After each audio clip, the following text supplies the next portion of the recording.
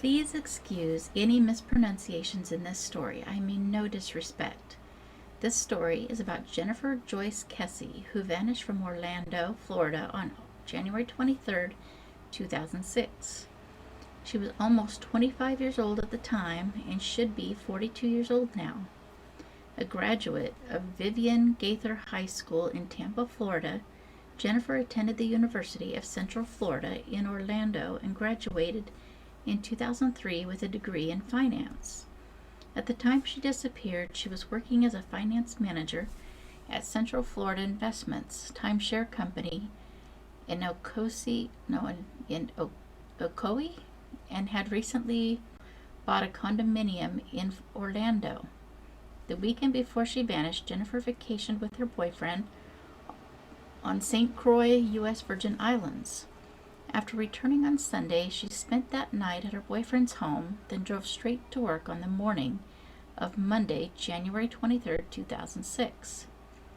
Jennifer was seen for the last time leaving work at approximately 6 p.m. on January 23, 2006. She spoke by phone with her father while driving home at around 6:15 p.m. and then with her boyfriend at around 10 p.m.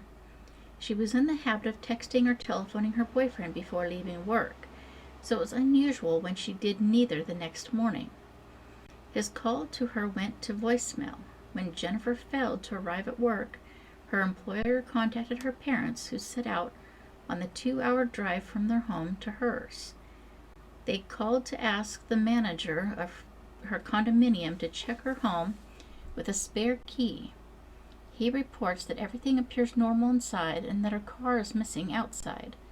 A wet towel and clothes laid out, among other things, suggested that she had showered, dressed, and prepared for work that morning.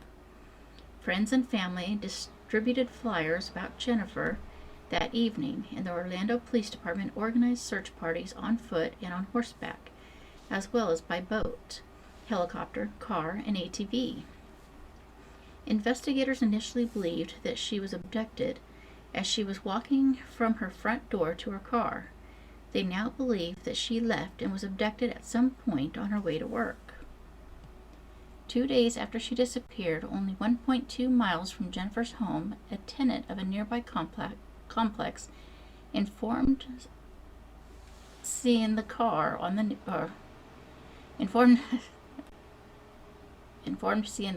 news, then called and told the police that her car had sat abandoned in front of their apartment several days.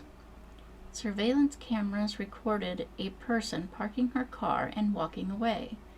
The person could not be identified due to poor camera quality and the absence of any visible distinguishing physical features. None of her family or friends recognized the person, whose physical features were not clear on the video. The person who parked Jennifer's car was captured by a surveillance camera that snapped a photo once every 3 seconds. To the dismay of investigators, all 3 captures of the subject in frame had the suspect's face obscured by the fencing. A forensics examination of the car yielded little in the way of evidence, only a latent print and a small DNA fiber. Investigators deducted that the car had been wiped down. The following items are known to be missing: her cell phone, her iPod, her keys, her purse, and her briefcase. Authorities were unable to ping her cell phone, its power remaining off. Her bank account key card has not been used since her disappearance. As is customary, investigators first questioned Jennifer's immediate family and close friends to see if any of them could have had a motive to abduct her. Her ex-boyfriend, recently upset and wishing to get back together with her, was also interrogated, but it was concluded that he had nothing to do with her abduction. Her current boyfriend was also questioned, but his alibi checked out, eliminating him as a suspect. At the time of her disappearance, her condominium complex had been undergoing a major expansion, and many of the laborers on site were non-English speaking. She told family members on several occasions that the construction workers constantly catcalled, whistled at, and harassed her. Due to the language barrier, investigators were unable to interrogate many of them. No other leads regarding them were discovered. Detectives then turned their focus to her place of employment and began questioning her coworkers.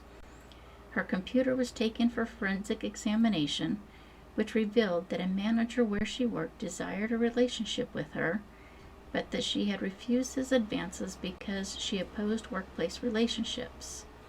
Detectives interviewed this manager multiple times, but ultimately ruled him out as a suspect. In May 2007, Jennifer's company, led by David A. Siegel, offered a $1 million reward for information leading to her whereabouts, with a July 4th deadline and the stipulation that she had to be alive. It was never claimed. A $5,000 reward for information leading to the whereabouts of her remains was available through Central Florida Crime Line. The case received state and national press attention at the time of her disappearance. A year later, the Florida House of Representatives unanimously passed Senate Bill 502, the Jennifer Kesse and Tiffany Sessions Missing Persons Act, to reform how missing persons cases are handled in Florida. As of June 10, 2010, the FBI has taken the case over from the Orlando Police Department. It did so at the urging of Police Chief Val Demings.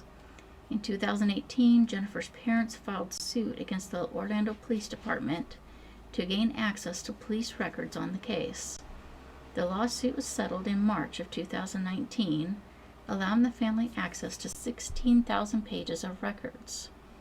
In December 2022, it was reported that the investigation into her disappearance had been turned over to the Florida Department of Law Enforcement Cold Case Unit.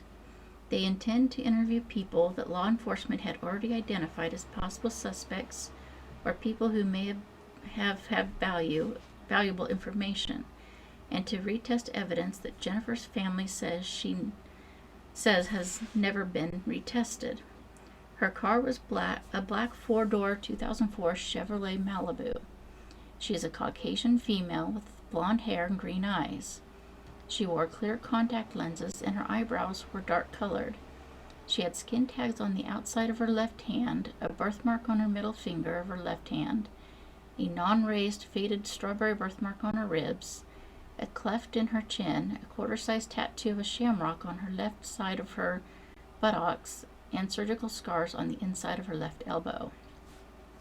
I would like to believe that she's survived for the past 17 years and that someday she will be found safe. If anybody has any possible leads in this case, please check the contact information in the description. Thank you.